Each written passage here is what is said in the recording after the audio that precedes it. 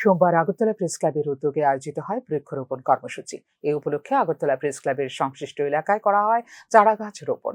এই কর্মসূচিতে বক্তব্য রাখতে গিয়ে আগরতলা প্রেস ক্লাবের সীমানা পুনরুদ্ধারের জন্য নতুন পরিচালন কমিটির কাছে দাবি রাখেন প্রেস ক্লাবের অন্যতম স্থপতি সুবল কুমার দে।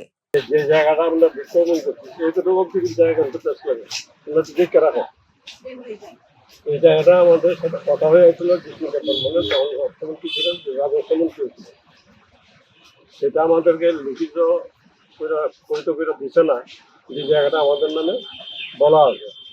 ইও জানে, এখন যে কমিশনার আছে শৈলেশ যাদব, ও জানে। আমি নতুন কমিটির কাছে দাবি করবো যাতে এই জায়গাটা নিয়ে আমার কথাবার্তা বলে, কেন উপরে যে আমাদের একটা ফ্লোর পাইলে বিল্ডিংটা 3 তলা ফাউন্ডেশন আছে, একটা ফ্লোর পাইলে বিল্ডিংটা ঠিক করে ঠিক নেই, আমি লিড করতে পারবো।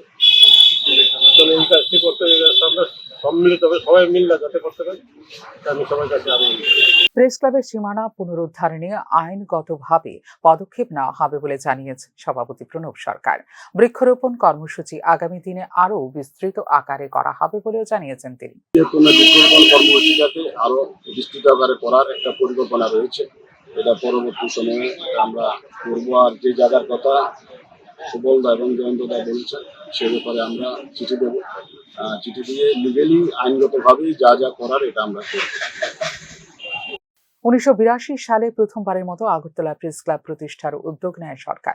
এক্ষেত্রে আগরতলা প্রেস ক্লাবের প্রথম নির্বাচিত পরিচালনা কমিটি দায়িত্ব গ্রহণ করে 1983 সালের জানুয়ারিতে। আগরতলা প্রেস ক্লাবের সীমানার সঙ্গেই রয়েছে জগন্নাথ বাড়ি পার্ক। এদিন প্রায় শতাধিক চারা গাছ রোপণ করা হয় আগরতলা প্রেস ক্লাবের উদ্যোগে। ফিউরো রিপোর্ট, নিউজ নাও।